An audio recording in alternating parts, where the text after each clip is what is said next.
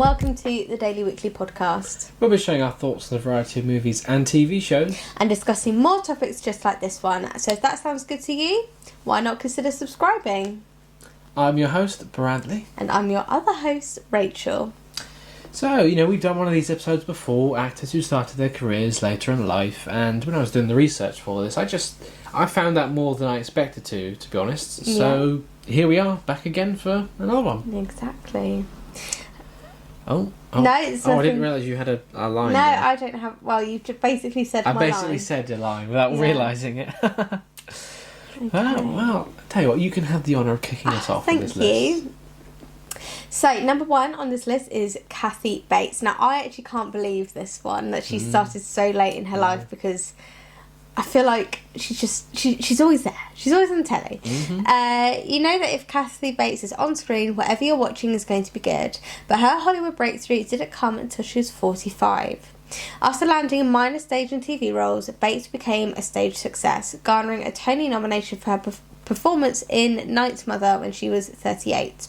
However, it was when she was cast as the crazed fan of an author in the 1990 adaptation of Stephen King's Misery that Bates hit the big time. 4 Oscar nods and 14 Emmy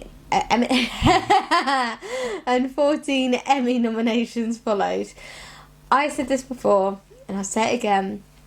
Kathy Bates in Misery is one of the best, I don't know if you want to call her a villain or a horror person, but she's just absolutely brilliant in it. I haven't seen it, so I don't know. There's some really gory bits in it, but I think that's why I like it.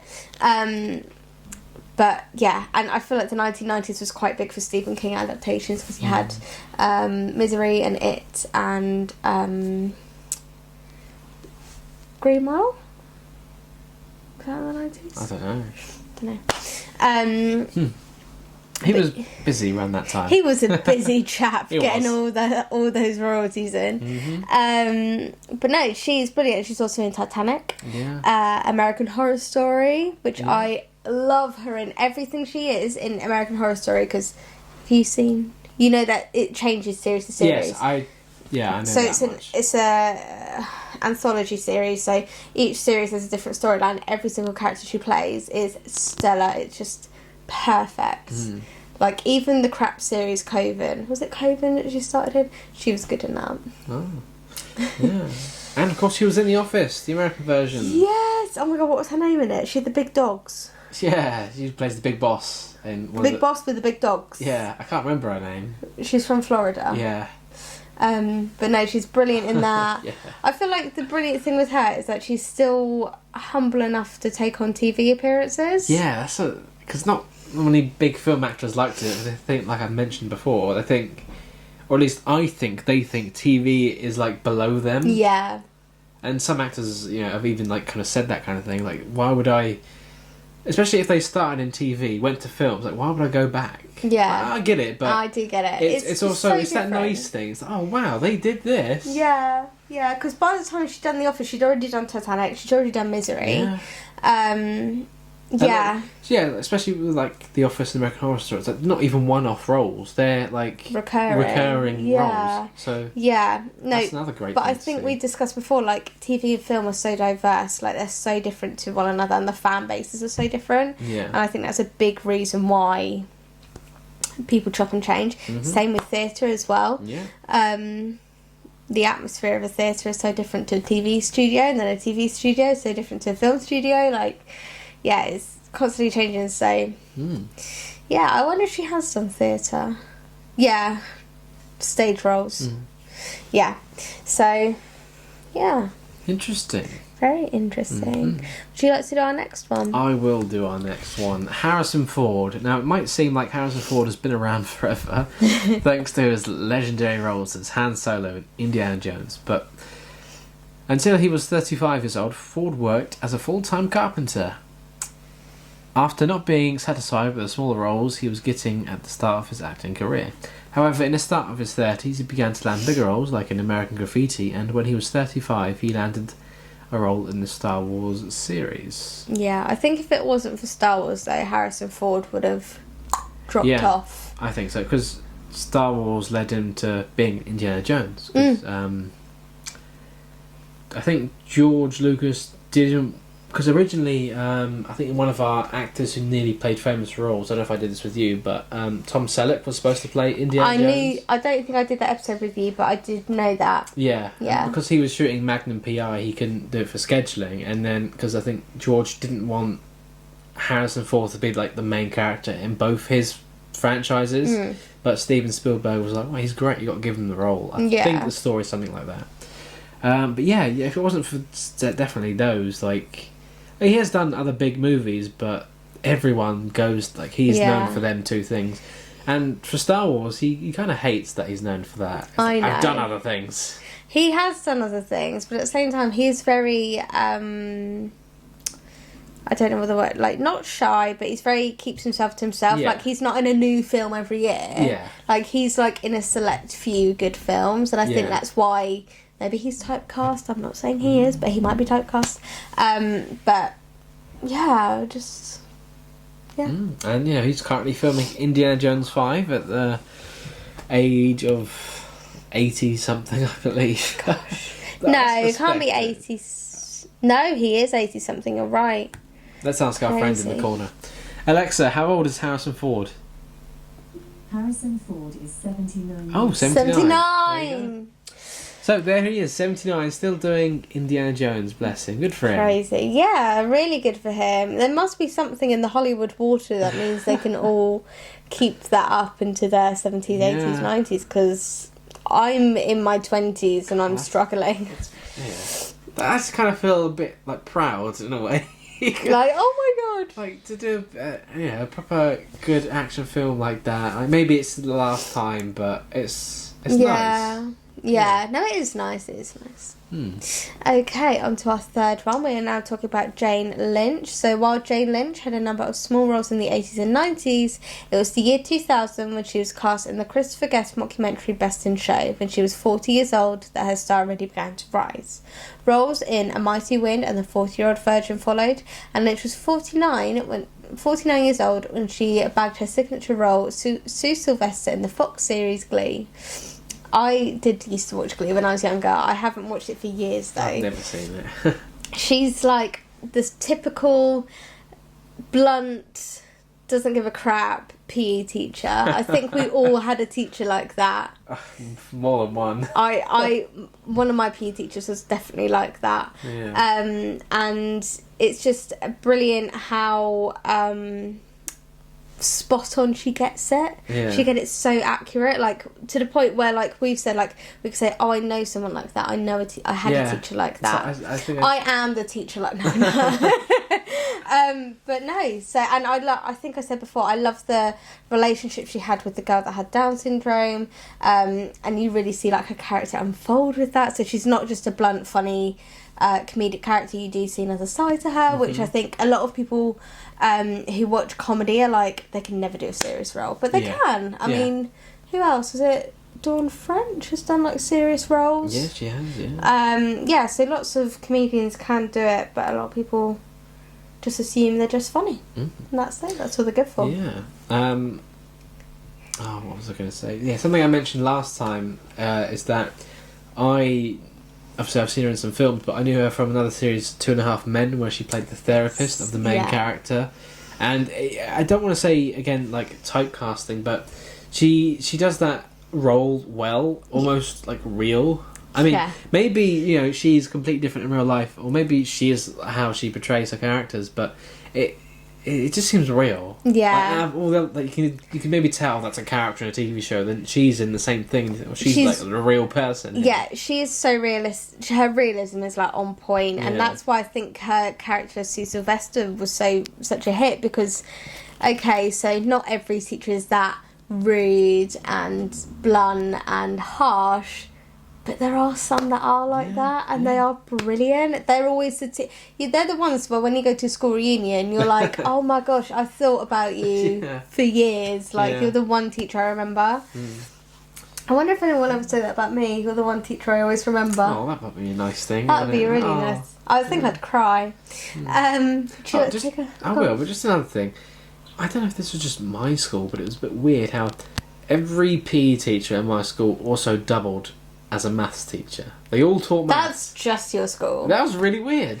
One time, one of my... This isn't linked... Well, it is linked. One time, one of my drama teachers had to cover an English lesson, and she literally went, I don't have a clue what I'm doing. So she just took the weirdly, register and our left English us to it. teachers, they weren't drama teachers, but they were very into that thing. They were very passionate about the drama side. So all of them could teach a drama lesson if they... Yeah, whereas had the this one, opportunity. like, obviously she understood the importance of reading and fluency and that sort of thing. But she was like, I don't have a clue what Frankenstein did, hon. Neither do I.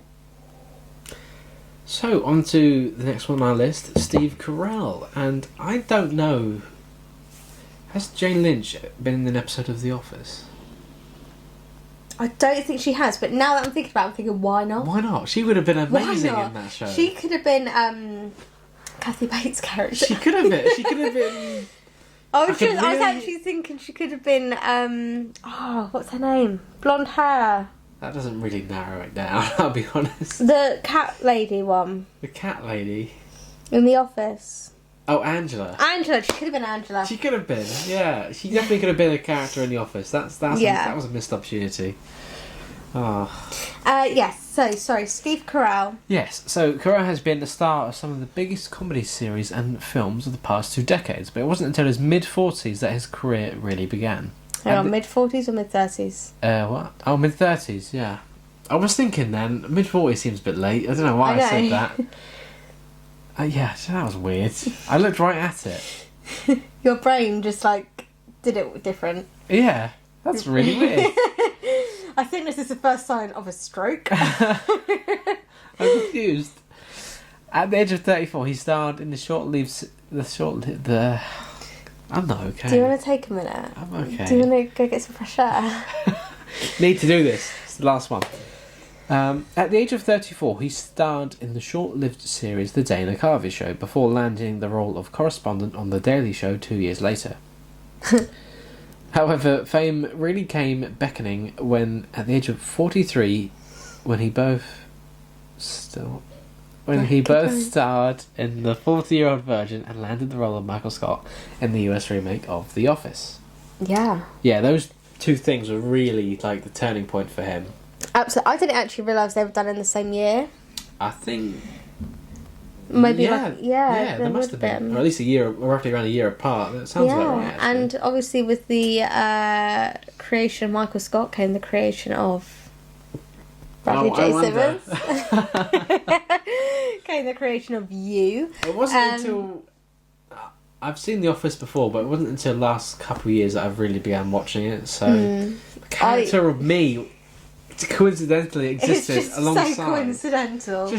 Although since I have seen it, there are certain things that that's a bit Michael Scott of you. take a liberty, Oh, how funny! But no, I think that's amazing, and it's also almost parallel to Ricky Gervais. He was in his early 40s when he started the UK office. And I think that was the big turning point for Ricky Gervais as well. Yeah. But we will talk about that in another episode. Mm-hmm. But no, that's... I wonder if... Because I presume Ricky Gervais did like the casting for the US office. Do you think he saw Steve Carell as like a very low, small American middle-aged actor and thought, that is the American version of me, instead of going for someone like John Krasinski, who was a lot younger? Maybe. Yeah. Interesting. If we ever interview him, we'll have to ask. Have you seen the audition tapes for The Office? No. Oh, they're on YouTube. Yeah, they're pretty good. We should watch them in our break. Yeah.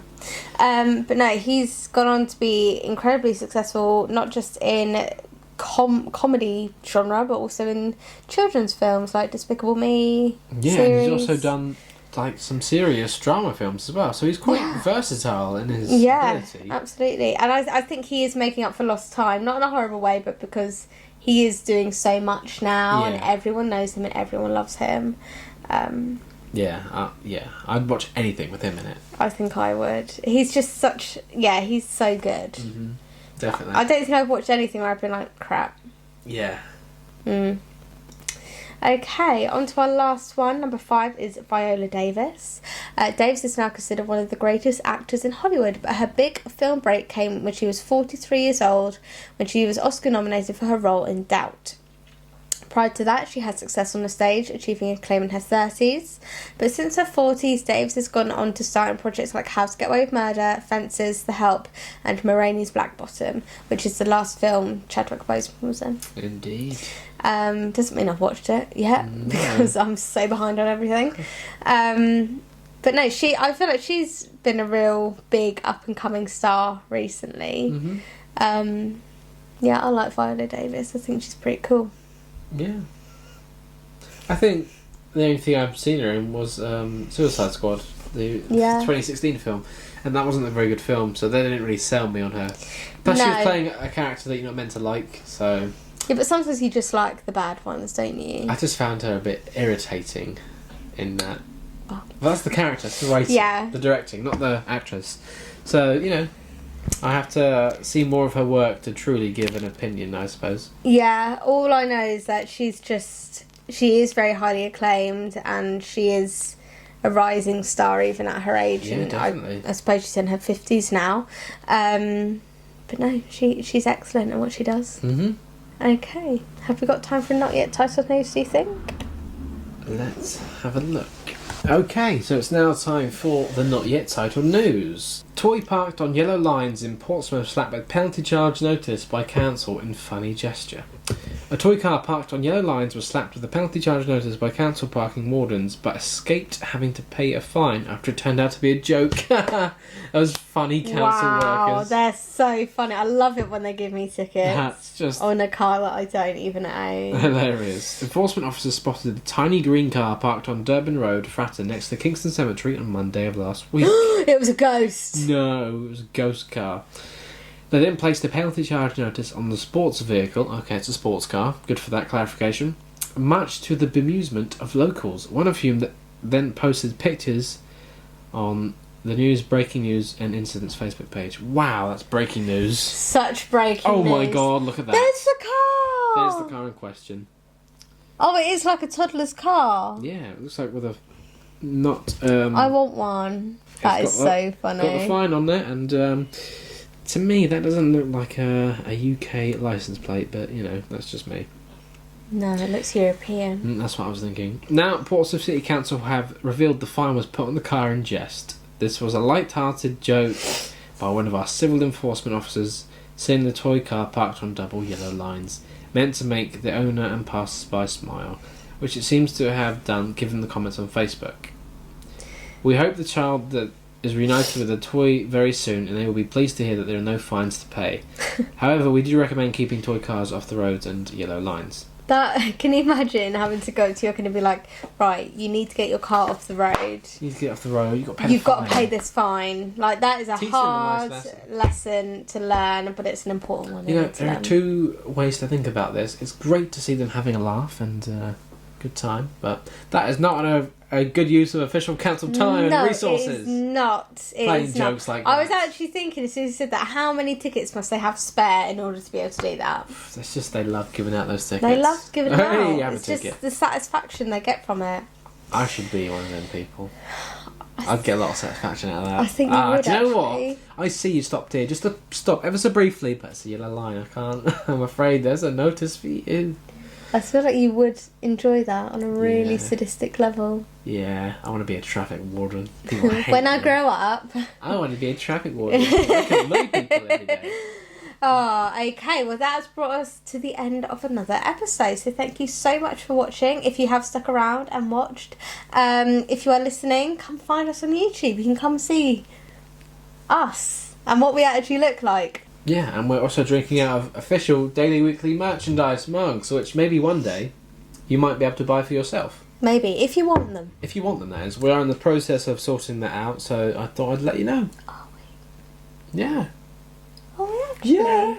Rachel didn't even know. I just thought I'd mention it. Breaking news, I just half the remembered. press. I just remembered. That's pretty big news, if you ask me. Yeah. So, maybe this will be out sometime. But if you're also a traffic warden listening to this episode, then just know that our opinions are meant for jest and jokes, and all in light-hearted nature. As your ticket was. As the ticket was. Bye. Bye.